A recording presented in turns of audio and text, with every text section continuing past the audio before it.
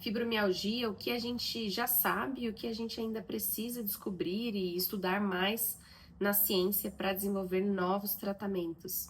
Meu nome é Tamara, sou médica neurologista, especialista em dor e cefaleia, e esse tema ainda é um tema de muita discussão entre os médicos, entre a neurociência em geral, assim como outras doenças neurológicas.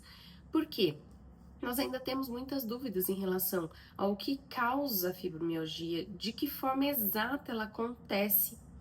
Então, para a gente desenvolver um tratamento cada vez mais eficaz, nós precisamos estudar mais sobre a doença.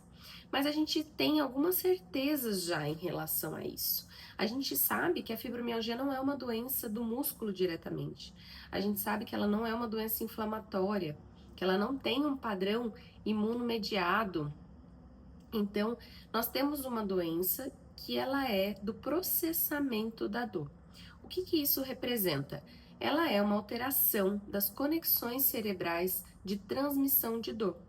Aquele paciente, ele tem uma maior predisposição a sentir dor com estímulos que não são nocivos, estímulos que não eram para causar dor. Então, a mesma coisa que a gente sente, pessoas que não têm fibromialgia, sentem, por exemplo, quando tem um resfriado ou algum outro quadro infeccioso, o corpo inteiro dói, tem alguns outros sintomas de fadiga, aquela sensação de cabeça vazia. Isso, o paciente com fibromialgia, ele tem mesmo sem uma exposição a, por exemplo, um agente infeccioso que vai ficar disparando ali algumas moléculas inflamatórias. E por que isso acontece no paciente fibromialgico? O paciente fibromialgico, ele tem uma hiperestabilidade neuronal, então os neurônios eles estão hipervigilantes. Eles funcionam fazendo disparos de dor para o cérebro interpretar como se o corpo estivesse doendo. E a gente consegue hoje em dia modular essa dor. De que maneira? Principalmente com atividade física. Nós temos alguns remédios disponíveis que auxiliam nessa reabilitação, mas nós não temos ainda cura e nós não temos um tratamento específico para a fibromialgia, que seja exclusivo da fibromialgia, como por exemplo, nós temos da enxaqueca.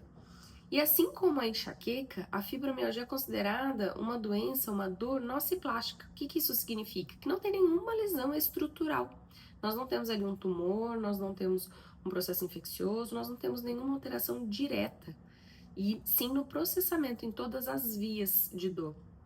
Por isso que é importante, e eu incentivo quem tem fibromialgia e esteja vendo esse vídeo, a compartilhar com quem convive com vocês, para entender que a fibromialgia é reconhecida, inclusive esteve em pauta recente em Senado, porque ela é uma doença que deve ser reconhecida.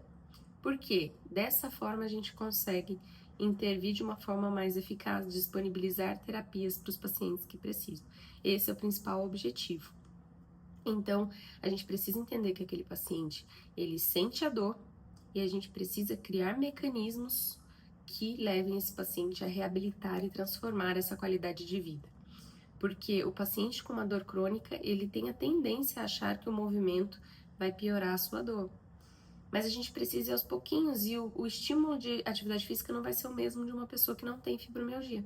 Então, esses pequenos detalhes, essas pequenas informações, pequenos passos, eles a longo prazo podem ser muito importantes para que o paciente tenha uma evolução mais favorável do processo de dor. Então acompanhem aqui comigo se vocês quiserem sempre se atualizar com esses temas. Eu espero que a medicina se desenvolva cada vez mais rápido para a gente trazer uma melhor qualidade de vida e tratamentos cada vez mais eficazes para os nossos pacientes.